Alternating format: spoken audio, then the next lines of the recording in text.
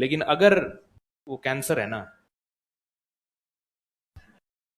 वो कैंसर होते हैं, बहुत कैंसर होते हैं, टाइम नहीं दे रहे हो।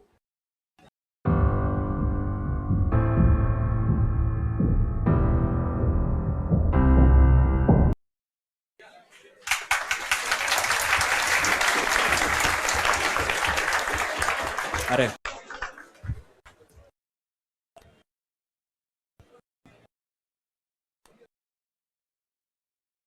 आवाज आ रही है जी? थैंक यू सो मच आप सभी के अपार स्नेह के लिए। और I am feeling very privileged and lucky that I have an opportunity to speak to you people. और मेरा इंट्रोडक्शन, मेरा नाम परीक्षित सेहाग है। मैं राजस्थान के हनुमानगढ़ जिले के संगरिया से हूँ। और मेरा 2018 वाली जो भर्ती थी उसमें 95th रैंक था। और 2021 सिविल सर्विसेज मेरा 529 रैंक है। और currently I am undergoing training at the Rajasthan police academy here eight Jaipur. और मुझे लगता नहीं मनीषा जी के सेशन के बाद कुछ डाउट्स आपके रहे होंगे, और फिर भी थोड़ी चर्चा अपन कर लेंगे। और इसमें ब्रॉडली मैं किस तरीके से बात करना चाहते हैं आप लोग? आप अभी आरएएस की तैयारी शुरू कर रहे हैं? आरएएस की तैयारी आप लोग अभी शुरू चल रही है कि कर रहे हैं? नया बैच है? ठीक है, ठीक है, नया बैच है तो स्टार्टिंग की मैं थोड़ी सी बता दूंगा मेरी तरफ से, जो मुझे लगता है कि चीज़ें एक नए एस्पेक्ट को ध्यान रखनी चाहिए। और उसके बाद हम आपके डाउट्स, मनीषा जी के पास डाउट्स बचते तो नहीं है, और कुछ हुआ तो विल टॉक अबाउट इट। तो सबसे पहले बेसिक्स हम बात करें कि आप अभी तैयारी शुरू कर रहे हैं। और ज़्यादातर लोग आप में से ग्रेजुएशन में होंगे या ग्रेजुएशन कर चुके होंगे, इसी तरीके से होंगे, या कुछ लोग होंगे जो अटेम्प्ट शायद पहले दे चुके हैं, इस तरीके के भी कुछ लोग होंगे। सो बेसिक जो तीन चार बातें हमें ध्यान रखनी है वो ये है कि prepare for the long haul. RPSC को आप जानते ही हैं कि आता अपनी मर्जी से आदमी, जाता आरपीएससी की मर्जी से है। तो समय लग सकता है, उस हिसाब से मानसिक रूप से तैयार रहें। और हो सके तो, वैसे मैं रेकमेंड तो नहीं करता हूँ, पर क्योंकि आरपीएससी के एग्जाम क्या लंबे खिंच जाते हैं, तो सिर्फ एक और एग्जाम की तैयारी आप पैरेलल कर लीजिए। सिर्फ एक और एग्जाम, ऐसा नहीं 5-6 एग्जाम ले लिए और दनादन हर महीने पेपर ही दे रहे हो, वो मत करना। क्योंकि उससे क्या है कि मोमेंटम बिगड़ता है। क्योंकि एग्जाम के पहले हम सोचते हैं कि मान लीजिए आपने 5 फॉर्म भरे हैं, इसका भर दिया, उसका भर दिया, फलां का भर दिया, तो आप 10-15 दिन उसको देंगे तैयारी को एग्जाम के पहले, तो आपका मेन जो गोल है आरएएस का या सिविल सर्विस का, आईएएस का, जो भी है, उससे फिर आप भटक जाएंगे। तो आप मेन अपना रखिए आरएएस का या आईएएस का, जो भी है। और साथ में आईएएस का भी दे दीजिए अगर आपकी इच्छा है तो, और मेरे हिसाब से देना ही चाहिए, इच्छा क्या। और एक एग्जाम की और रखिए, क्योंकि आरपीएससी का आपको पता ही है, भरोसा नहीं कर सकते हम आरएएस का। 4 साल चला, 5 साल चला, तो एटलीस्ट एक और एग्जाम आप दे दीजिए, बस सिर्फ एक और उसके अलावा बेसिक्स अभी कर ही रहे हैं। मुझे लगता है कि स्प्रिंग बोर्ड से अच्छे इंस्टीट्यूट मुझे नहीं लगता कोई है जयपुर में। अच्छा स्टाफ है, बहुत अच्छी फैकल्टी है, बहुत अच्छे नोट्स हैं। तो आप इनके नोट्स को फॉलो कीजिए। और बेसिक्स देखिए, आप कोचिंग में आ गए हो तो आप कोचिंग के नोट्स पे डिपेंड हो सकते हैं, मेरा ये मानना है। डाउट्स थे कि एनसीईआरटीज पढ़ें या ना पढ़ें, तो जब आप कोचिंग में आ ही गए हैं, सेल्फ स्टडी के लिए एनसीईआरटीज इंपॉर्टेंट होती हैं। क्योंकि आप कुछ नहीं कर रहे हैं, आपको कोई डाउट्स बताने वाला नहीं है, आप खुद से कर रहे हैं, तो आप बेसिक बुक्स की आपको जरूरत पड़ती है। लेकिन आपको अगर मान लीजिए ज्योग्राफी में कोई डाउट है, तो यू डोंट नीड एनसीईआरटी खोल के मैं पढ़ूं। आप आकर के, विजय सर है मेरे ख्याल ज्योग्राफी पढ़ाते हैं, आप उनसे डिस्कस कर सकते हैं। हिस्ट्री में डाउट है, आप राजवीर सर से पूछ सकते हैं। तो आपको एनसीईआरटी पढ़ने की जरूरत नहीं है, आप जो क्लास नोट्स हैं उन पे ध्यान दीजिए। बिकॉज डाउट्स आपके कुछ होंगे तो दे क्लियर इट आउट। तो पहली चीज ये हो गई, एनसीईआरटीज या कुछ अन्य बुक्स आप, हाँ, अगर क्लास में रेकमेंड करें आपको तो आपको वो पढ़नी है, पर खुद से आप ना पढ़ें। खुद से आप ये, और दूसरी चीज ये कि हम कई बार एक नोट्स कलेक्टर बनने लगते हैं। तो आपको नोट्स कलेक्टर नहीं बनना है, आपको जिला कलेक्टर या एसडीएम बनना है। तो आप ज़्यादा नोट्स के चक्कर में ना पड़े। क्योंकि होता क्या है, ये दुकानें जो जेरोक्स बेचती हैं ना, यहाँ हम गुजरते हैं तो फलां टॉपर के नोट्स आए हैं, फलां साहब आरएएस में उनकी फलां रैंक थी, उन्होंने नई बुक लिख दी है। मत करो। स्प्रिंग बोर्ड में आए हो, मतलब इसमें एक बात क्या होती है कि you have to be confident on your sources. कि मैंने अगर एक सोर्स सोच लिया आपने अच्छे से, आप यहाँ पे आ गए हो, तो इस पे भरोसा तो रखो यार कि यहाँ के नोट्स अच्छे हैं, और अच्छे हैं भी। तो फालतू इधर मत दौड़ो, जो यहाँ के नोट्स हैं उन्हीं को 5 बार पढ़ लो आप। क्योंकि नोट्स जब हम जितनी बार पढ़ते हैं ना, उतनी बार नई चीजें सामने आती हैं, ये मेरा एक्सपीरियंस है। तो आप जो भी आपके नोट्स यहाँ आपको दे रहे हैं, आप उन्हीं पर भरोसा रखें, फालतू इधर किताबें मत खरीदिए। जो यहाँ रेकमेंड करे वही आप स्टिक करो तो ज्यादा बेहतर होगा।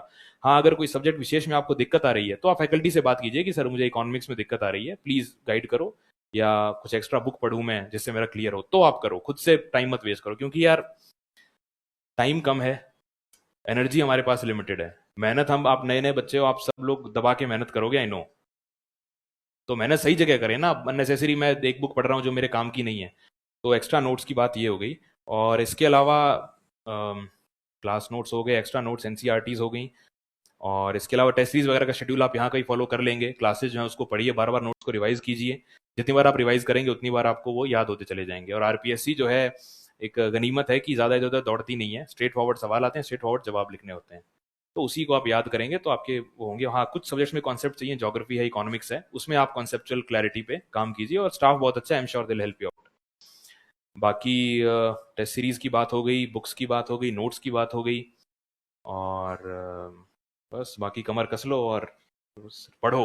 पढ़ने का सब्स्टिट्यूट नहीं है यार, दिस आई हैव लर्नड, और आई एम श्योर हर आदमी यही कहता है कि पढ़ने का सब्स्टिट्यूट नहीं है। अगर आप सोच रहे हो कि मैं कोई यूट्यूब वीडियो देख करके 2 घंटे में वो फलां बुक पूरी करवा रहे हैं, मैं वो 2 घंटे का देख लूंगा, मेरी वो बुक पूरी हो जाएगी, कुछ नहीं होगी होती तो। और ज़्यादातर लोग जो ये करवाते हैं ना, वो सब पेपर दे रहे होते हैं 10-10 साल से। तो अगर उनकी बुक पूरी नहीं हुई, आपकी कैसे करवा देंगे। हाँ बिल्कुल ऐसा है कि साहब अब सर पे एग्जाम है और कुछ हुआ ही नहीं है, तब तो शॉर्टकट वो काम आ जाता है। पर वो उसको वो मत करो आप, वो मेन कोर्स नहीं होना चाहिए आपका। बाकी मेहनत करो यार, मेहनत करो। कुछ लोग पूछते हैं कि कितने घंटे पढ़ें या क्या पढ़ें। सिलेबस है आपके सामने, सिलेबस को आपको, अभी तो आप क्लासेस कर रहे हैं, तो आपका टारगेट होना चाहिए कि जो क्लासेस में आपने पढ़ा है आज, वो आप घर पे एक बार जा करके रिवाइज कर लो। बस ये टारगेट आपका होना चाहिए। इसके अलावा आपके पास टाइम अगर बचता है तो आप एडिशनल टीचर से पूछ करके या अपने दिमाग से विवेक से, जैसे मान लीजिए आपका ज्योग्राफी चल रहा है, ज्योग्राफी में आप आरपीएससी के पुराने साल के पेपर उठा लो, आपने जो सब्जेक्ट जो चैप्टर्स कर लिए हैं उनके सॉल्व करो सवाल बैठ करके, या मार्केट टेस्ट सीरीज लेकर के आ जाओ पुरानी, कि मैंने सब थ्योरी पढ़ लिया, मैं टेस्ट सॉल्व करूंगा। ये करो आप, इससे ज़्यादा कुछ करने की ज़रूरत नहीं है। आंसर राइटिंग वगैरह हम काम कर सकते हो आप। हाँ, आंसर राइटिंग पे कुछ लोगों का डाउट होता है कि आजकल आंसर राइटिंग का बड़ा डर बना दिया है। ज़रूरी भी है, क्योंकि प्री के मार्क्स तो काउंट होते नहीं है, काउंट होते हैं मेंस के मार्क्स। मतलब मैं जो बोल रहा हूँ सही, वो समझ में आ रहा है ना, या कुछ पक्का? ठीक है। तो आंसर राइटिंग का ऐसा है कि लोग बोलते हैं कि साहब डे वन से आंसर राइटिंग मैं करूंगा, यूट्यूब चैनल्स वाले भी कहते हैं कि डे वन से आंसर लिखो। मेरा ये मानना है कि जब तक मुझे आता नहीं है, मैं आंसर क्या लिख लूंगा। मुझे ज्योग्राफी आती नहीं है, मैं आंसर क्या लिखूंगा उसके अंदर। वो क्यों बोलते हैं, वो इसलिए बोलते हैं क्योंकि होता क्या है कि कई बार हम ये सोचते हैं कि मुझे जब सब अच्छे से आ जाएगा तब मैं आंसर लिखूंगा। आपको इस ट्रैप में भी नहीं फंसना है। एक बार सब्जेक्ट आपने कर लिया, आंसर लिखो आप। आपका पहला आंसर आपका सबसे घटिया आंसर होगा, ये मैं गारंटी देता हूं। जो आप पहला आंसर लिखोगे, आप उसको पढ़ोगे तो आप बोलोगे कि ये मैंने लिखा क्या है, लेकिन वो आपका धीरे धीरे इंप्रूव होगा। रोज आंसर लिखो, रोज इंप्रूव होगा। पहला आंसर तो मतलब मुझे लगता था मैं तैयारी छोड़ दूं क्या, इस तरीके का। तो वो इट विल स्टार्ट इंप्रूविंग, आप उस पर काम करेंगे तो। आंसर राइटिंग बाकी आप यहाँ का शेड्यूल फॉलो कर सकते हैं, नहीं तो जैसे बताया सब्जेक्ट वाइज आप आंसर राइटिंग कर सकते हैं। इसके अलावा प्रीलिम्स की बात हमने कर ही ली, और सब्जेक्ट वाइज मनीषा जी ने बता दिया। आई डोंट थिंक उनकी अच्छी रैंक है, अच्छा उनका नॉलेज है। हाँ, एक और बात, लोग पूछ लेते हैं कि साहब बुक्स कौन सी फॉलो करें, बुक्स कौन सी फॉलो करें। हमें क्या लगता है कि यह कोई ऐसी जादुई किताब होती होगी जो किसी को नहीं पता है, जो सिलेक्ट हुआ है सिर्फ उसको पता है, और वो पढ़ करके पास होते हैं। ऐसी कोई जादुई किताब नहीं है। पॉलिटी के लिए लक्ष्मीकांत ही पढ़नी पड़ती है, ज्योग्राफी के लिए स्प्रिंग बोर्ड के नोट्स या एनसीईआरटीज या जो भी है यही पढ़ना पड़ता है, चौथी किताब नहीं है। तो इसलिए, और इस डर की वजह से हम क्या करते हैं, नए नए नोट्स लेके आते हैं मार्केट से। आप में से मैं शायद किसी ने पूछा था ना, कहाँ यहीं बैठे थे कि साहब नोट्स ले आते हैं हम नए नए, कहाँ गए, आप ही थे ना? अच्छा, खैर किसी ने पूछा था कि साहब नए नए नोट्स आते हैं मार्केट में, क्या करें। कुछ नहीं करना है, कुछ नहीं करना है, बढ़िया शांति से बैठो, चाय वाय पियो, बाहर आते हो तो। हाँ जी, क्या कुछ पूछ रहे थे क्या? अच्छा, तो बाहर आते हो जूस वूस पियो, नोट्स के चक्कर में मत पड़ो। हैव कॉन्फिडेंस, जो मेरे पास है ना यार, जो आपके पास नोट्स हैं, आपने सोच समझ के खरीदे थे, उस पर एक भरोसा रखो, उसको 5 बार पढ़ो, बात बनेगी। हाँ, अब वैल्यू एडिशन, नए नोट्स खरीदना अलग बात है, 15 नोट्स पढ़ना अलग बात है, वैल्यू एडिशन अलग बात है। वैल्यू एडिशन क्या होता है कि मेरे बेस नोट्स हैं, मैं इसको 5 बार पढ़ चुका हूं, मैं इसको 4 बार पढ़ चुका हूं, 3 बार पढ़ चुका हूं। अब उसमें मुझे वैल्यू एडिशन करना है। वैल्यू एडिशन के लिए क्या करना है, अगर आप सिंसियर कैंडिडेट हैं, जो आप सभी हैं, तो हमें नोट्स पढ़ ही समझ में आ जाता है कि इस नोट्स में कितना दम है या इसमें क्या कमी है। आता है कि नहीं आता है? कोई बात नहीं, पहली बार नहीं आया, दूसरी तीसरी बार आने लग जाएगा। अब खुद लगेगा कि यार इसमें कुछ और पॉइंट मिसिंग है, ये तो 5 ही पॉइंट लिखे हैं इन्होंने और इससे तो बात बनेगी नहीं। तब आप क्या कर सकते हो, सिर्फ एक और सोर्स टीचर से पूछ के या इंटरनेट का यूज करके। जैसे मान लीजिए आपका टॉपिक है पॉलिटी में, मान लीजिए प्रेसिडेंट की पावर, ये टॉपिक है आपका पॉलिटी में। तो प्रेसिडेंट की पावर में आपने राष्ट्रपति की शक्तियां आपके नोट्स में मान लीजिए 10 पॉइंट्स लिखे हुए हैं, तो आपको लग रहा है 10 पॉइंट्स लिखे हैं यार मजा नहीं आ रहा है, तो आप लक्ष्मीकांत सर की बुक आती है एम लक्ष्मीकांत पॉलिटी, वो आप उठा करके देखिए। तो उसमें आप क्या देखेंगे कि उन्होंने कैटेगरी वाइज लिखा हुआ है कि जुडिशरी यानी कि न्यायपालिका की शक्तियां क्या है वगैरह वगैरह वगैरह। तो वो एक वैल्यू एडिशन है कि सेम पॉइंट्स हैं पर अच्छे से अरेंज किए हुए हैं, या फिर एक दो पॉइंट्स एक्स्ट्रा है, वो होता है वैल्यू एडिशन। वो मैं इसी नोट्स में 2 लाइन लिख दूंगा कि ये 2 पॉइंट एक्स्ट्रा हैं, ये मैंने यहाँ ऐड कर दिया, ये होता है वैल्यू एडिशन। मान लीजिए अखबार में कोई आर्टिकल आया है, करंट अफेयर्स का कुछ है, या कुछ अखबार में आर्टिकल आया है वो इससे जुड़ा हुआ है, कुछ अमेंडमेंट हुआ है, मान लीजिए कुछ नेशनल ह्यूमन राइट्स कमीशन है उसके नोट्स आप पढ़ रहे हैं, तो 2019 में उसमें अमेंडमेंट किया था, मान लीजिए 2022 में कुछ और अमेंडमेंट हो जाए, तो आप उसी में चेंज कीजिए कि साहब इसमें ये इसका टेन्योर बदल दिया है, मेंबर्स पे लिमिट हटा दी है रीअपॉइंटमेंट की, वो आप वहीं लिख दो। ये होता है वैल्यू एडिशन। वैल्यू एडिशन हमेशा करना है, क्योंकि स्प्रिंग बोर्ड के नोट्स तो आप जितने बच्चे हैं सबके पास रहेंगे। वैल्यू एडिशन आप में से कुछ लोग करेंगे, जो करेंगे उनके एक दो नंबर एक्स्ट्रा आएंगे। ये होता है वैल्यू एडिशन, ये जरूर करना है। ये आप जैसे तैयारी को आपको समझ में आ जाए कि वैल्यू एडिशन मुझे कैसे करना है। एनआईओएस के नोट्स होते हैं, ये होते हैं, पर इसके लिए शर्त ये है कि आपके बेस नोट्स आपके कम से कम 4-5 बार पढ़े हुए हों, उसके बाद आप वैल्यू एडिशन की स्टेज पे आते हैं। तो ये मोटी मोटी बातें हो गई, और नोट्स हो गए, मेंस, इंटरव्यू तो चलो बाद की बात है, उसके बारे में बाद में चर्चा करेंगे। बाकी इसके अलावा कोई आपके स्पेसिफिक डाउट्स कुछ हों, अगर कुछ बचे हों तो उस पर अपन बातचीत कर सकते हैं। हाँ जी। मैं वैसे मैंने आईएएस की तैयारी, यूपीएससी की तैयारी की थी मैंने, आरपीएससी का तो मैंने लास्ट में 1.5 महीने पढ़ के दिया था। तो क्योंकि मेरा प्रीलिम्स था 2018 वाले में, प्रीलिम्स था, प्रीलिम्स के 2 महीने बाद में मेंस था, 1 महीने बाद में, तो वो बीच का 1-1.5 महीना मैं पढ़ा था। तो सिलेबस का ये अच्छी बात है कि 60% सिलेबस ओवरलैप है, आरपीएससी आरएएस का और सिविल सर्विसेज का जो यूपीएससी का सिलेबस 60% ओवरलैप है। History, geography, polity basic same है। बस आरएएस में अलग क्या आता है कि जो थोड़ी रटने वाली चीजें, जैसे राजस्थान का भूगोल है तो कितनी नदियां बहती हैं, अरावली की क्या स्थिति है, हाड़ौती पठार की क्या स्थिति है, कौन से मिनरल कहाँ मिलते हैं, तो ये रटने वाली जो चीजें हैं ना, ये एक्स्ट्रा है, बस बाकी सब सेम है। तो आप ये मानो कि 60-70% ओवरलैप है। पर हाँ, एक और मैं एडवाइस दूंगा कि आरपीएससी और यूपीएससी में से चुनना पड़े, मान लीजिए कि साहब सेम डेट क्लैश कर गई या मेंस आगे पीछे है, तो यार आरएएस को चुनना। क्योंकि यहाँ पे क्या है कि एक तो ये है कि घर में रहोगे, सिविल में यूपीएससी में क्या काटर मिले कहाँ फंस जाओगे, ये एक होता है, और दूसरा ये कि घर में रहोगे वो बेहतर है, और थोड़ा सा कुछ थोड़ा सा आसान तो है ये सिविल के मुकाबले, तो ज़्यादा चांसेस अगर आप मेहनत की है आपने तो I think you should choose this. बाकी इसके अलावा जनरल डिस्कशन, डाउट्स तो सब मनीषा जी ने क्लियर कर ही दिए, या कुछ बाकी हैं? हाँ जी। हाँ जी। एक पेन है क्या किसी के पास? पेन या पेपर दे दो ना एक प्लीज। हाँ जी, थैंक यू। कोई पेपर है क्या वहाँ पे?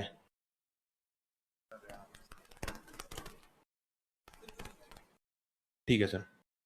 कितना टाइम? ठीक है सर। तो हाँ जी, क्या कह रहे थे आप? हम्म।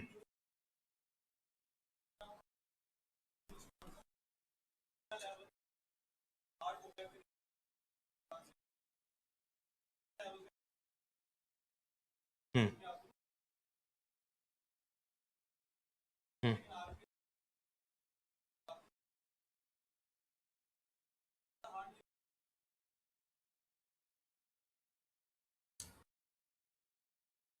तो आप पूछ रहे हैं कि आरएएस में ट्रांसलेशन करके आप पढ़ते हैं तो कैसा लिखें, यही सवाल है आपका? देखो, आरएएस के अंदर सवाल आते हैं 2 नंबर के, 5 नंबर के और 10 नंबर के। उसमें स्कोप ही नहीं है शब्द लिखने के ज्यादा। 2 नंबर का है, उसमें सीधा सा फैक्चुअल आता है, 5 नंबर में आपसे बहुत फैक्चुअल पूछते हैं, 10 नंबर में भी अगर आप सिर्फ पॉइंट लिख देंगे ना, छोड़ दीजिए ट्रांसलेट, छोड़ दीजिए शब्द, आप सिर्फ पॉइंट्स लिख दीजिए, आपका आंसर पूरा हो जाएगा। वो जो आप बात कर रहे हैं वो यूपीएससी में फिर भी काम की, क्योंकि वहां क्या 250-250 वर्ड्स की लिमिट है, तो वहां थोड़ा बहुत फर्क पड़ सकता है, पर वहां भी इतना नहीं। देखिए, मेन मुद्दा क्या है कि एग्जामिनर को किस चीज के नंबर मिल रहे हैं, थोड़ा सा एग्जामिन आंसर राइटिंग की बात, अगर बैठ जाओ यार बैठो। एग्जामिनर क्या माइंडसेट आप समझो कि आंसर राइटिंग में क्या है, एग्जामिनर के पास में दिन भर की 500-600 कॉपीज आती होंगी कम से कम, उसको फर्क नहीं पड़ता कि परीक्षित का सिलेक्शन हो या ना हो, या इनका सिलेक्शन हो कि ना हो, इनका हो कि ना हो, उनके पास एक बंडल है कॉपीज का, उसको उन्हें निपटाना है। क्या करना है? निपटाना है, चेक नहीं करना है, निपटाना है उनको। अब किसी ने राइटिंग बहुत गंदी भी लिखी होगी, किसी ने कुछ लिखी होगी, तो उनका दिमाग भी वैसे घुमा हुआ रहता है। तो आपका काम क्या है, अगर आपको नंबर चाहिए तो आपको नंबर चाहिए, मान लीजिए आप एग्जामिनर हैं, तो आप नंबर किस पे ज्यादा देंगे? एक कॉपी जैसे इनकी है, इन्होंने खूब भारी भरकम शब्द लिखे हुए हैं, एग्जामिनर को दिमाग लगाना पड़ रहा है कि साहब मैं इसमें लिखा क्या है लड़के ने। और एक मान लीजिए इन मैम की कॉपी है, इन्होंने लिखा है जो टू द पॉइंट बातें लिखी हैं, भाषा सिंपल है, अच्छे समझ में आने वाली है, लेकिन पॉइंट्स बराबर हैं दोनों के, तो मैडम के नंबर ज्यादा होंगे। क्यों ज्यादा होंगे? क्योंकि एग्जामिनर को दिमाग नहीं लगाना पड़ रहा है। हम सोचते हैं कि नहीं यार वो इंप्रेस होगा कि मुझे नॉलेज बहुत है, चांस बहुत कम है। हो सकता है शुरू में पहली कॉपी आपकी हो तो आप लकी हो, नहीं तो दोपहर तक उसका दिमाग ऐसा हो जाएगा कि यार इसको ने क्या लिखा हुआ है। तो आपका काम ये है कि आप एग्जामिनर का जीवन आसान बनाइए, जितना आसान बनाओगे उसका जीवन, उतने वो नंबर ज्यादा देगा। उसको अगर दिमाग लगाना पड़ेगा ना, तो वो फाड़ के तो नहीं फेंक सकते, पर वो साइड फेंक देगा। क्योंकि समझो उसके लिए ये काम है यार। हमारे लिए जीवन मरण का प्रश्न है कि साहब मुझे सिलेक्शन करवाना है, उसके लिए ये काम है जो उसको 1 महीने तक रोज करना है। तो इसलिए ज्यादा इस चक्कर में मत पड़ो कि मैं लैंग्वेज बहुत फ्लावरी लिख दूं, बहुत सजा के लिख दूं, नहीं। आप पॉइंट्स लिख दो बस, और उसको समझ में आ जाए। हाँ, अब मान लीजिए वॉल्केनो है, तो ज्वालामुखी तो लिखोगे ही ना यार, अब पहाड़ तो नहीं लिख दोगे उसकी जगह। बस इतना ध्यान रखना है कि सही शब्द सही जगह पे हो, इससे ज्यादा कुछ नहीं करना है। और जी, और इसके अलावा हाँ, एक और बात, आंसर राइटिंग में थोड़ा सा क्या है कि आजकल चीजें आ गई हैं। आप लोग वैसे मेंस की बात है, पर आप अभी से थोड़ा ध्यान रखेंगे तो अच्छा रहेगा। एक दो वीडियोस देख लेना, जो मेंस के सिविल के जो टॉपर्स हैं, जो यूपीएससी वाले एग्जाम के टॉपर्स होते हैं ना, उनकी आंसर राइटिंग के वीडियोस देख लेना, एक या दो। उसमें वो आंसर राइटिंग पे बात करते हैं तो वो ये बताते हैं कि कैसे उन्होंने डायग्राम्स का यूज किया, कैसे उन्होंने क्वेश्चन को हाईलाइट किया। आरपीएससी में अपने पास ये स्कोप कम रहता है, क्योंकि वर्ड लिमिट बहुत कम है, 40 शब्द, 50 शब्द, 100 शब्द, बहुत कम वर्ड लिमिट है। लेकिन इसमें अगर आप हेडिंग्स डाल देंगे, हेडलाइंस डाल, वो बॉक्स बना देंगे, अंडरलाइन कर देंगे प्रॉपरली, छोटा मोटा डायग्राम कहीं अटका देंगे, इससे आपके नंबर बढ़ेंगे। क्यों बढ़ेंगे? नंबर एक, आपने एग्जामिनर का जीवन आसान किया है। आप जो पढ़ाना चाहते हो आपने उसको अंडरलाइन कर दिया, बॉक्स बना दिया, उसको दिख रहा है कि यार, मतलब वो पलट लेना, उसको दिख जाए कि हाँ ये लड़का ये बताना चाह रहा है, लड़की ये बताना चाह रही है।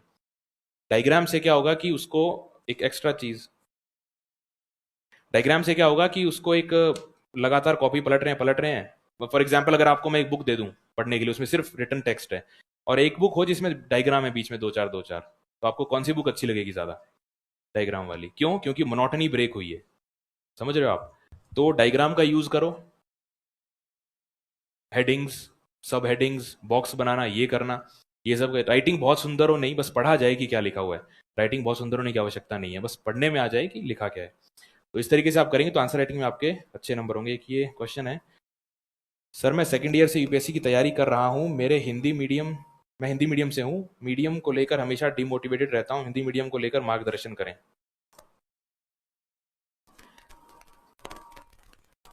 अ, यार इस बार रवि सिहाग है, उसकी 18वीं रैंक है। एक धनवंता साहब हैं, उनकी भी 22वीं रैंक है। और इसके पहले निशांत जी थे, उनकी 35वीं रैंक थी। मीडियम का देखो यार, ऐसा है कि एक कहावत है ना, गिरगिराट से चिमराट अच्छी।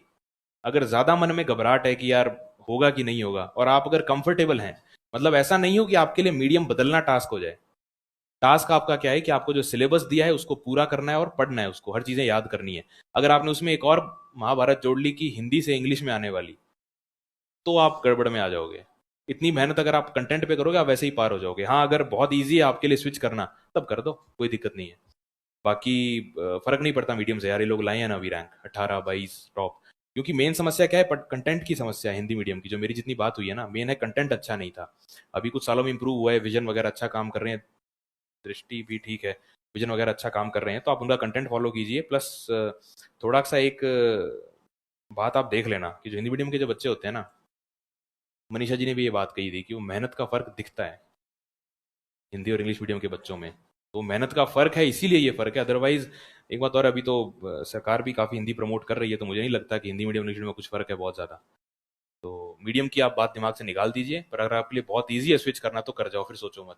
और अगर यही अपने आप में महाभारत है कि साहब मैं स्विच करूं कि नहीं करूं, तो महाभारत मत जोड़ो, आपको बहुत चीज़ें हैं जो और करनी है, उस पर मेहनत करोगे तो वैसे ही आप पार हो जाओगे।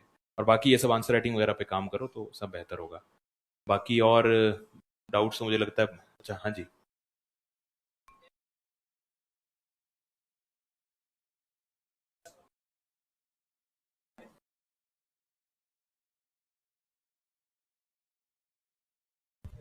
अच्छा, इनका डाउट ये है कि ये इंजीनियरिंग की है इन्होंने, और इनके साथी लोग जो है वो अच्छी कंपनीज में हैं, तो उनको अच्छी सैलरी आ रही है। कितने साल हुए आपको? अच्छा, अरे अभी तो शुरुआत है यार। ठीक है, चलो मैं इस पे बताता हूँ एक बात। मैंने भी इंजीनियरिंग की थी, और जब मैंने इंटरव्यू दिया था मेरे 19 वाला इंटरव्यू था शायद, हाँ 19 वाला, जब मैंने सिविल का इंटरव्यू दिया था, तो उस समय मेरा हुआ नहीं था। तो मैं बड़ा निराश था कि यार मतलब अब मैं क्या कर दूं कि हो जाए, बिकॉज अच्छी मुझे होप थी। तो तब मेरे एक सीनियर हैं, सचिन अहलावत सर हैं, वो इंडियन रेवेन्यू सर्विसेज में हैं। तो सर से मेरी बात हुई थी। मैंने कहा सर वो यहाँ वाला डाउट था, क्योंकि उसमें मेरा एक दोस्त था, उसको वो स्पेन में चला गया था, स्पेन में सेटल हुआ था शायद, और एक दो और थे वो यूएस वगैरह में सेटल हो गए थे, मेरे साथ के इंजीनियरिंग बैच के थे। तो मुझे लगा कि यार जीवन तो ये जी रहे हैं, मैं क्या कर रहा हूँ। तो मैं सर से बात की। मैंने कहा सर जो मेरे साथी लोग हैं वो तो फॉरेन में चले गए, कुछ लोग अच्छी कंपनीज में चले गए, और मैं तो जहाँ हूँ वहीं बैठा हूँ, मेरे हाथ में है क्या। तो उस समय सर ने एक बात कही थी कि यार जिस दिन तेरा होगा ना, उस दिन तू उनसे 30 साल आगे बैठेगा। और दूसरी बात उन्होंने एक और कही थी, कि वो चलो वो बाद में बताऊंगा। तो सर ने ये बात कही थी उस समय कि मेहनत करो यार, माँ सरस्वती किसी का उधार नहीं रखती कभी। तो ये चीज मैंने महसूस की है कि अगर आपने जस्टिस किया है ना, अगर आपने जस्टिस किया है अपनी पढ़ाई से, तो सरस्वती माँ देखती है, वो उधार नहीं छोड़ती है आपका, बस बशर्ते आपने मेहनत उतनी की हो। अब साहब, वो एक कहावत नहीं है कौन सी, कर्म कमेडिया अड़ार। तो उतनी मेहनत तो की हो आपने, वो मिलता है, मिलता है यार। देखा है मैंने, दर्जनों एग्जाम्पल्स देखे हैं। और बहुत से मेरे ख्याल साथी भाई बहन मेरे ऐसे भी होंगे जो शायद कई बार पारिवारिक परेशानियां होती हैं, हम श्योर हम में से होंगे ऐसे कुछ लोग कि सब परिवार में ये दिक्कत है, घर में ये दिक्कत है, फाइनेंशियली दिक्कतें हैं, पैसे की सब दिक्कत है, कितने साल तैयारी कर पाऊंगा, माता पिता अफोर्ड नहीं कर पाते। बहुत दिक्कतें हैं यार, बहुत दिक्कतें हैं। तो इसमें भी मैं दो चार आपको बातें बताता हूँ। अहलावत साहब जिनकी मैं बात कर रहा था, सचिन सर की, तो सचिन सर का छठे अटेम्प्ट में हुआ था सिविल में। और सर ये कहते थे कि सर के फादर की यंग एज में डेथ हो गई थी। तो सर ये कहते थे कि अगर उस साल नहीं हुआ होता तो शायद पता नहीं परिवार ही खत्म हो जाता, इतना कर्जा था। और सर बताते हैं कि चार चार पांचवा दिन दिल्ली में रह के तैयारी करते थे, चार चार पांचवा दिन बिस्किट खा करके, पार्ले जी वाले, मतलब खाना खाने के पैसे नहीं थे तो बिस्किट खा करके तैयारी उन्होंने की थी। तो यार दिक्कतें होती हैं, बहुत होती हैं। एक और मेरी फ्रेंड है, उसका भी आईपीएस में हुआ है इस साल। तो उसका लास्ट ईयर उसका हो गया था, डेनिप्स करके होता है, इसी एग्जाम के थ्रू दिल्ली में डीवाईएसपीज बनते हैं, जो अलाइड सर्विस है। तो उसका उसमें हुआ था लास्ट ईयर। तो एग्जाम से 2 महीने पहले उसका क्या हुआ था, उसके मदर और फादर दोनों को कुछ इस तरह की कोई बीमारी थी कि डॉक्टर कह रहा था 1 महीना या 2 महीने में खत्म हो जाएंगे दोनों। और ये थी बात सिविल के मेन से 2 या 3 महीने पहले की। तो क्या उस बच्चे की मानसिक स्थिति रही होगी, मतलब दोनों माता पिता खत्म, और मतलब समझ रहे हो, एक लड़की के लिए कि दोनों माता पिता खत्म हो गए, लड़का या लड़की नहीं, मतलब किसी के लिए भी कि दोनों माता पिता खत्म, आपका कोई साया नहीं है आपके सर पे, और वो डॉक्टरों के पास लेके भाग रही है। मतलब ऐसा थोड़ी है कि अब खत्म हो गए तो घर बैठे हैं, नहीं, डॉक्टरों के पास लेके दौड़ रही है, उसी के साथ पढ़ाई भी कर रही है। उस लड़की ने सिविल में उस समय 5 या 600 700 700 रैंक, 750 रैंक, दिल्ली में डीवाईएसपी में हुआ उसका। इस साल फिर उसने तैयारी की, इस साल वो आईपीएस में प्रॉपर में 217 कुछ रैंक है शायद उसकी। तो यार बहुत एग्जाम्पल हैं, बहुत एग्जाम्पल हैं। मतलब दिक्कतें होती हैं, बिल्कुल होती हैं, पर आगे बढ़ो। हाँ, दूसरी जो कई और बातें जो तैयारी के दौरान मुझे लगता है वो ये, जैसे एक ने कहा था मोटिवेशन, डीमोटिवेटेड कैसे ना हो जाए। एक मुझे बड़ी गलतफहमी होती थी कि जो सिलेक्ट होते हैं, जो टॉपर्स होते हैं ना, वो यार अलग होते हैं। उनके दिमाग में ना तो फिल्म देखने का विचार आता है, ना उनके दिमाग में साहब घूमने का विचार आता है, ना उनके दिमाग में साहब जो दोस्तियों का विचार आता है। वो उनके दिमाग में सिर्फ पढ़ने का ही विचार आता है। और यार मेरे दिमाग में तो ये सब विचार आते हैं यार, मैं तो शायद बना ही नहीं हूँ इस चीज़ के लिए। ऐसा कुछ नहीं है। वो सब आपके और हमारी तरह ही हैं, इसी एज ग्रुप से गुजर रहे हैं, हमारे एज ग्रुप से हैं, कोई ऐसा नहीं 15 साल बड़े हैं हमसे। तो वही जो विचार हमारे दिमाग में आते हैं, सेम विचार उनके दिमाग में आते हैं, सेम विचार। बस फर्क क्या है उनका कि वो लोग उसको पुश थ्रू करते हैं कि यार नहीं, ये करना है, ये करना है। डेली बेसिस की लड़ाई है। अगर आपको लग रहा है ना एक दिन की लड़ाई है, आगे कभी मन नहीं करेगा फिल्म देखने, आगे मन नहीं करेगा घूमने का, डेली की लड़ाई है यार। मुझे याद है मैं कोरोना के दौरान सिविल की तैयारी कर रहा था, जब मैं मेंस था, आरएएस का तो शायद मेंस हो चुका था और इंटरव्यू का रिजल्ट आना, इंटरव्यू होने बाकी थे, ऐसा कुछ था। मैं मेंस की तैयारी कर रहा था, तो मतलब मुझे याद है मैं सोचता था कि यार मैं, मतलब मैं हो तो मैं पागल गया हूँ कि मैं क्यों इतनी मेहनत कर रहा हूँ। ये मैं सवाल खुद से पूछता था कि यार कोई कमी तो है मेरे दिमाग में, नहीं तो इतनी मेहनत कोई क्यों करेगा, पागल कुत्ते ने काटा है क्या। लेकिन ये हर एक के दिमाग में आता है, हर एक एक अनु कुमारी मैम है, सेकंड रैंक थी उनकी सिविल में, तो वो बताती हैं कि उनको कोई पाकिस्तानी वेब सीरीज देखने का बड़ा शौक था। तो उनको उन्होंने अपनी भतीजी को कह रखा था, 7-8 साल की भतीजी को, कि मैं जब भी देखूं तो मुझे आके रोका कर। तो वो बताती हैं वो देखती थी वेब सीरीज बीच में पढ़ाई के दौरान, मुझे मन सबका हमारी तरह ही भागता है, तो बैठ के देखती थी, तो वो भतीजी आके बोलती थी कि मासी क्यों कर रही हो ये वो, भतीजी या भांजी जी, तो मासी मत करो मत करो, फिर वो कहते यार बच्ची कह रही है, फिर इस शर्म हया से, तो डेली उन्होंने ये काम अपनी भांजी या भतीजी जो थी उसको सौंप रखा था। तो इस कहानी का ये तात्पर्य है कि जो स्ट्रगल्स हमारे हैं कंसंट्रेशन को लेकर के, मोटिवेशन को लेकर के, सारे के सारे स्ट्रगल्स उनके हैं, वो कोई सुपरमैन नहीं है। अब होता क्या है, टॉपर्स दो टाइप के होते हैं, तीन टाइप के होते हैं। कुछ टॉपर्स ऐसे होते हैं जो ये कहते हैं साहब यहाँ बैठ करके, जब यहाँ आ जाते हैं कि साहब मेरे को तो पहले दिन से पता था मेरा सिलेक्शन होगा, और मेरे को कोई डर नहीं था कभी, मैं 24 घंटे में से 25 घंटे पढ़ा करता था, और मेरा कभी फिल्म देखने का मन किया ही नहीं, फिल्म होती क्या है। कुछ टॉपर्स ऐसे होते हैं, कुछ टॉपर्स ऐसे होते हैं जो बोलते हैं कि साहब मैं 24 में से आधे घंटे पढ़ता था, मैं रोज फिल्म देखता था, 15 घंटे गिटार बजाता था, 2 घंटे फुटबॉल खेलता था, 1 घंटा मैं पढ़ता था अखबार, वो भी मैंने किताब देखी नहीं एनसीईआरटी क्या होती है। अब दोनों का क्या एजेंडा है, क्योंकि यार एक का सुपरमैन बनने का मन करता है। अब सुपरमैन या तो ऐसा होता है कि मैं बिना पढ़े हो गया, या होता है कि साहब मैं तो 25 घंटे पढ़ने वाला हूँ, तुम्हारी ताकत ही नहीं है मेरे जितना पढ़ लो। सब नकली बातें हैं यार। खूब मेहनत करते हैं सब लोग, दबा के मेहनत करते हैं, और मैं एक टॉपर को नहीं जानता जो एग्जाम से पहले, रिजल्ट से पहले ये कहता हो कि मेरा हो जाएगा। और जो ये कहता है ना मेरा हो जाएगा, मैंने तो वो सब लुढ़कते देखे हैं। सब डरे रहते हैं, सबको ये होता है कि भगवान कहीं अटका दो, लास्ट में अटका दो, लिस्ट में आ जाऊं बस।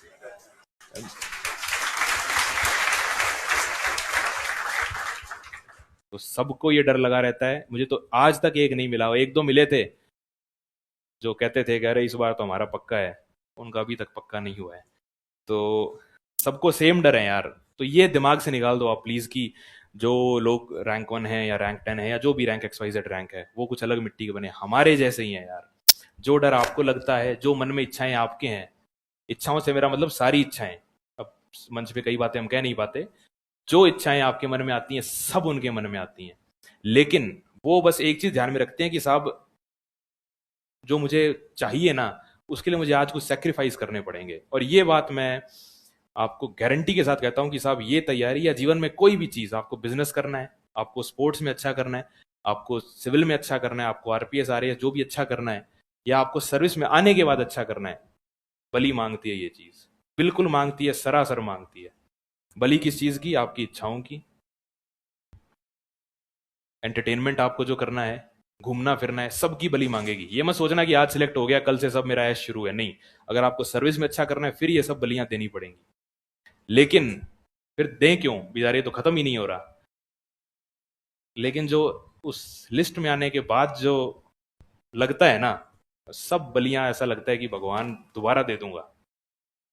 तो ये करो यार। और जीवन में जो है क्यों करें, मतलब हम अच्छा करें क्यों, एक पॉइंट है ना कि साहब ये तो अब नाटक खत्म ही नहीं हो रहा है, ये तो बलि देते रहे सारी उम्र।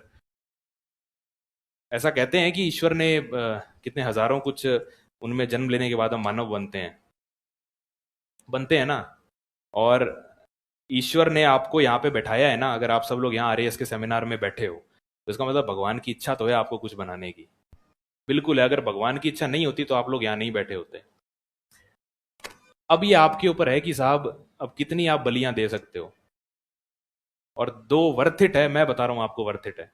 मैंने दिया, खूब दिया। मैं सोचता था मैं यार चल ये भी बलिदान सही, मैं और मेरे दोस्त लोग हम आपस में बात किया करते थे, चलिए ये भी बलिदान सही, ये भी सही, कितना लेगी बलिदान हम देख लेते हैं। और जब इधर आते हो ना तो सब वर्थ इट लगता है। तो करो यार, मेहनत लगेगी, खूब लगेगी, मैं बता रहा हूँ बहुत लगेगी, खून के आंसू रोओगे। हर दिन एक सा नहीं होता, मतलब डरा नहीं रहा हूँ, सही सच्चाई बता रहा हूँ आपको। चीजें क्या है, रोजी नहीं होती हमेशा। इस तैयारी में आपके हाई पॉइंट्स भी आएंगे, आपने अच्छा किया टेस्ट में, आपको लगेगा अब साहब आज तो दुनिया जीत ली। आप जाओगे चाय की दुकान पे, जूस पिलाओगे, 4 लोगों को ले, आ जा चाय पी मेरी तरफ से, क्यों? क्योंकि अच्छा लग रहा है, आज टेस्ट में अच्छा किया, या फिर टाइम पे मैंने मेरा टारगेट्स पूरे कर लिए। और डार्क डेज आएंगे तो ऐसे आएंगे कि आपको लगेगा कि यार, जैसे इन्होंने बताया कि यार मैं कर क्यों रहा हूँ, या जो मैंने बताया था मेरा कि यार मैं हूं तो पागल, मैं ये पढ़ रहा हूँ इतना। तो वो डार्क डेज आएंगे, अच्छे दिन भी आएंगे, क्योंकि पता है तैयारी आपकी ऐसे चलेगी। हाँ, एक दो और बातें कि हम क्या, डेली टारगेट्स आप सेट करो, कैसे करनी है तैयारी उस पर भी बातचीत कर लेते हैं। डेली टारगेट सेट कर लो आप। जैसे मान लीजिए आपका टारगेट है कि मुझे इस महीने में ये 2 सब्जेक्ट्स निपटाने हैं। आपका टारगेट सेट है तो 30 दिन है तो एक दिन में आपको 3 चैप्टर करने होंगे, 4 चैप्टर करने होंगे। वो डेली के टारगेट सेट करो, एक कागज लो, ये करना सही में करना, मजा आएगा। एक कागज लो, कागज पे 4 चैप्टर के नाम लिख दिए कि ये ज्योग्राफी के 4 चैप्टर, हिस्ट्री के 4 चैप्टर, इनको शाम तक पूरा करना है। फिर सुबह बैठ जाओ 8 बजे 9 बजे, जब भी आप बैठते हो पढ़ने के लिए, चैप्टर किया टिक करो, आगे लिख दो 30 मिनट में किया। टिक करो टिक करो कि टिक करो, 30 मिनट में किया, 40 मिनट का, जो भी किया, लास्ट के दिन जब चारों टिक देखोगे ना, उस पर 8 टिक हुए हुए, तो उस जैसी खुशी कोई हो नहीं सकती। प्लस जो आपने घंटे लिखे हैं, कि मान लीजिए आपको पता लग जाए, कि होता क्या, हम सोचते हैं कि यार मैं किताब के बैठा हूँ 15 घंटे पढ़ लिया, मैं आज कुछ नहीं पढ़ा, 5 ही घंटे होते हैं वो। आगे देखोगे आपको समझ आएगा कि यार आज तो 5 घंटे मैंने 8 चैप्टर कर लिए। इससे फायदा क्या होगा, आपको पता है कि यार मेरे को 8-10 घंटे में और पढ़ सकता हूँ, 10 घंटे निकाल सकता हूँ मैं, तो आप टारगेट डबल कर लो। ये जरूर करना, क्योंकि होता क्या है कि हम जब समय का ट्रैक नहीं रखते हैं ना, तो फिर वो मजा नहीं आता है। तो समय का ट्रैक रखो, प्लस टारगेट्स रखो सॉलिड। ये नहीं कि मेरे को 12 घंटे पढ़ना है, नहीं, मेरे को ये 15 चैप्टर करने हैं, मेरा टारगेट ये है। अब अगर मेरे वो 5 घंटे में हो रहे हैं तो वेल एंड गुड, कल मैं 20 चैप्टर का टारगेट रखूंगा या रखूंगी। ये चीज आप करो। फिर इसके अलावा कुछ चीजें आप डेली बेसिस पे कर सकते हो। फॉर एग्जाम्पल, जैसे आपकी ज्योग्राफी है, मैप मार्किंग है, जिले की स्थिति है, भारत में राज्यों की स्थिति है, या पहाड़ियों की स्थिति है, पास वगैरह जो आते हैं ना, दर्रे वगैरह, वो सब चीजें जीके में पढ़नी रहती हैं। या फिर आपके इतिहास में कुछ विशेष तिथियां हैं, कुछ युद्धों की वगैरह वगैरह, या पेपर 4 में आपके जो पर्यायवाची इत्यादि इत्यादि चीजें हैं, इसको आप करो डेली बेसिस पे। क्योंकि ये चीजें क्या है, ये याद रखने वाली चीजें, ये कॉन्सेप्चुअल इसमें कुछ नहीं है, याद रखने की चीजें हैं। तो आप डेली क्या करो, आधा घंटा पेपर 4 वाले के रिवीजन के लिए, आधा घंटा आपका ज्योग्राफी के रिवीजन के लिए, आधा घंटा हिस्ट्री के रिवीजन, या 20 मिनट करो, आधा घंटा भी नहीं, 20 मिनट। तो सुबह उठे ना, सुबह उठते ही 20 मिनट ज्योग्राफी वाला रिवाइज किया, 20 मिनट ये किया, 20 मिनट ये किया, तो आपके 3 महीने में आप देखोगे कि जितनी याद रखने वाली चीजें हैं ना, 4 महीने में मैक्सिमम आपको सब याद होगा। और ये क्या, आप सिर्फ दिन के 20 मिनट आप दोगे, आपको पता भी नहीं चलेगा कब दे दिए थे। ये चीज आप करो। प्लस फिर आपका जो मेरी जो डेली टारगेट है, मेन टारगेट, उस पर आप काम करो। और उसके अलावा, कैसे पढ़ना है उसकी बात हमने कर ली, टाइम और टारगेट के साथ में पढ़ो। डेली बेसिस पे क्या करना है, एक तो आपका मेन कोर्स होगा, कुछ आपका जो 20-20 मिनट के शॉर्ट वाली चीज़ें होंगी, और लास्ट में टिक वाला काम ज़रूर करना। जिस दिन टिक लगेंगे ना, उस दिन मज़ा आएगा, और जिस दिन टिक नहीं लगेंगे उस दिन बुरा भी लगेगा कि यार आज चीज़ें की नहीं है। तो अगले दिन फिर आप और जोर से करोगे, जो और जोश से करोगे। और परेशान नहीं होना है, महीने में 5 दिन ऐसे ज़रूर आएंगे जब पढ़ने का मन ही नहीं करेगा। लेकिन जब आपको टिक की भी पर्चियां दिखेंगी ना, तो आपको लगेगा कोई बात नहीं, आज चाहे मन ना कर रहा हो पढ़ने का, पढ़ तो मैं रहा हूँ या रही हूँ। आज फिल्म भी देख ली तो कोई अफसोस नहीं है, क्योंकि मैं पढ़ रहा या पढ़ रही हूँ। और उसके अलावा यार 2-4 चीज़ें हैं कि अब ठीक है, हम सभी यंग एज में हैं, तो रिलेशनशिप्स में हम लोग होते हैं। तो बस ये देख लो कि यार रिलेशनशिप जो है ना, 2 टाइप का होता है। एक तो वो होता है जो भी आपका लक्ष्य या टारगेट है, पढ़ाई है, उसमें आपको हेल्प कर रहा होता है। जो भी आपका साथी है आपको मोटिवेट करता है कि यार तू पढ़। अगर वो है, उससे अच्छा कुछ हो नहीं सकता, उसको फिर आप उस तरीके से। लेकिन अगर वो कैंसर है ना, मतलब वो कैंसर होते हैं, बहुत कैंसर होते हैं, टाइम नहीं दे रहे हो।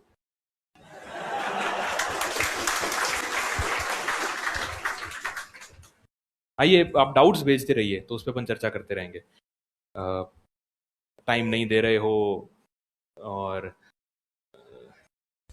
घूमने जाना था, वगैरह वगैरह, ये सब चीज़ें बहुत देखी हैं, बहुत सुनी हैं। हाँ जी। अरे कोई नहीं बोल। शॉपिंग के लिए बोल रहे तो आज ही छोड़ दे भाई, शॉपिंग के लिए कोई नहीं बोलता। नौकरी में आएगा तब शायद बोले, क्योंकि उसने साथ दिया है उस समय आपका। पर अगर भी बोल रहा है ना कोई, या बोल रही है शॉपिंग करवा दे, तो आज ब्रेकअप कर ले, सुखी रहेगा।